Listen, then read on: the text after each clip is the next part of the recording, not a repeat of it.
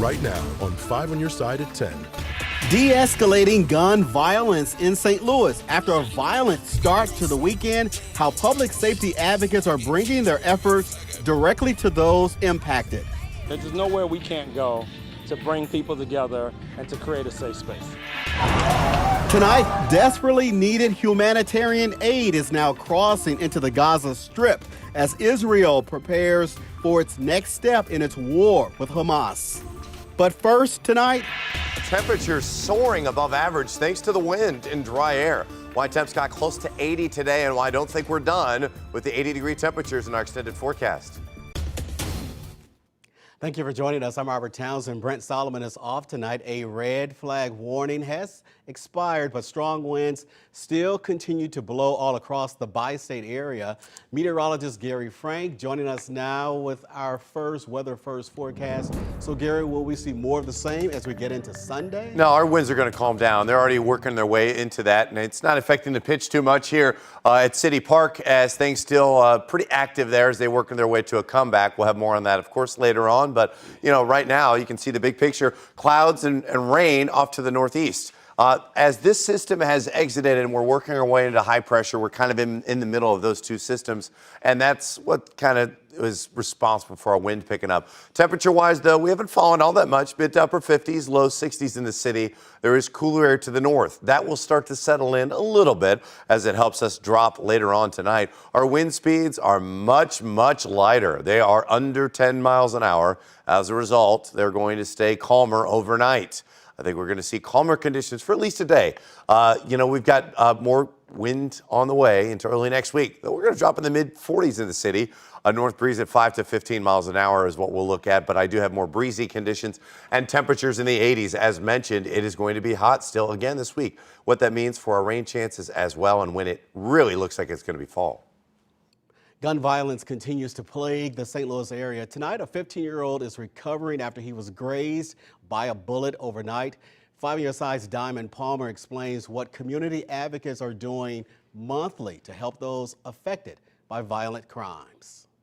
Overnight, a 15-year-old boy on Gustav Avenue became the latest victim of gun violence, a bullet grazing him on the right hip.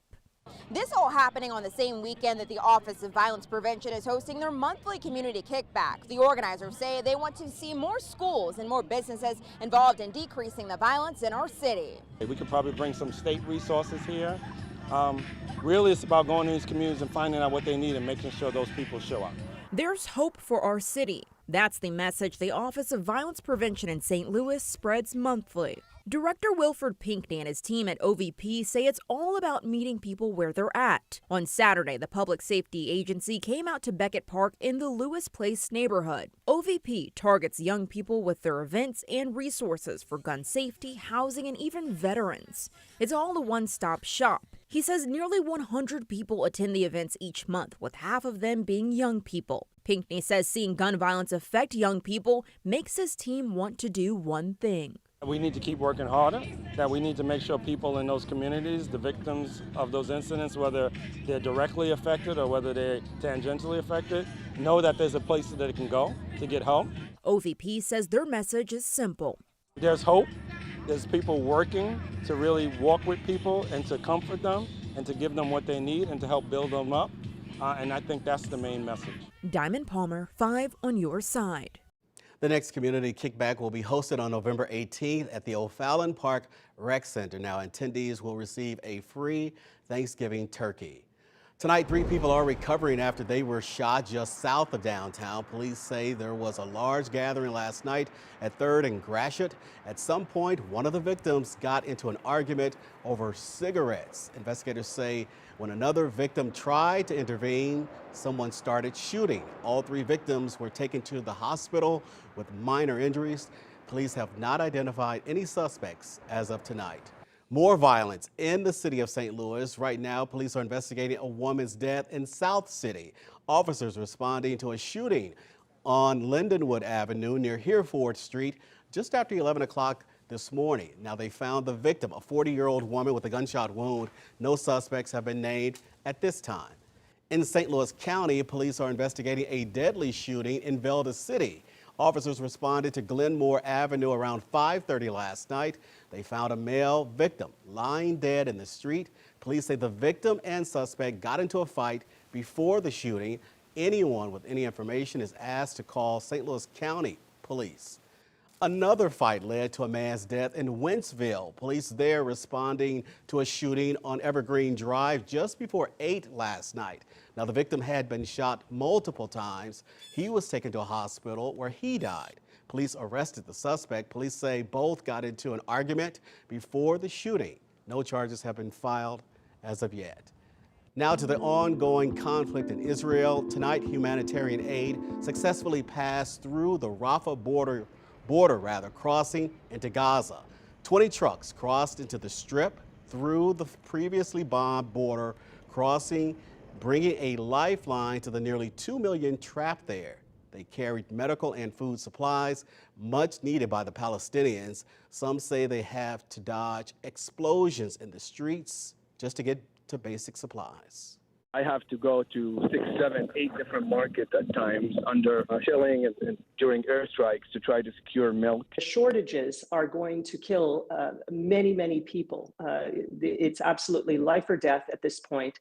According to the UN, more than 1.4 billion people have been displaced in Gaza due to the Israel's war with Hamas. Right now, hundreds of Israeli military vehicles are gathering near the Gaza border. This comes ahead of an anticipated ground invasion into this area. Israel's chief of staff has said their goal is to destroy Hamas, but there is no word yet on when they will officially cross the Gaza border. Tonight, 2 Americans are heading home after being held captive by Hamas for nearly 2 weeks. Judith and Natalie Renan were released yesterday. The Illinois residents received a call from President Biden thanking him for his services for Israel. Natalie's father says he looks forward to seeing his daughter home after many sleepless nights. And hopefully I'm going to see them next week. Next week is Natalie's birthday on the 24th. And we're going to celebrate her birthday here in my home. But while one family breathes a sigh of relief, there are nearly 200 more still holding their breath. This includes the families of 10 Americans also held hostage by Hamas. You can follow all the latest news on the Israel-Hamas war and find ways to support those impacted by texting the word Israel to 314-425-5355. An exhibit at the St. Louis Kaplan Feldman Holocaust Museum is opening up discussion on some tough issues. The Impact Lab is an interactive education experience that explores how hatred manifests and how we can respond and inspire change. Now, officials with the Holocaust Museum point to the ongoing conflict in Israel as one of those tough conversations for many people. It's a space for us to engage in difficulty, engage in talking about really difficult issues. You know, we've gotten a lot of phone calls from parents and teachers asking us, how do we talk about this? How do we talk about what's going on with our kids? And the Impact Lab is really the answer to that. You can experience the Impact Lab yourself. Public sessions are available on Saturdays at 2 o'clock at the Holocaust Museum.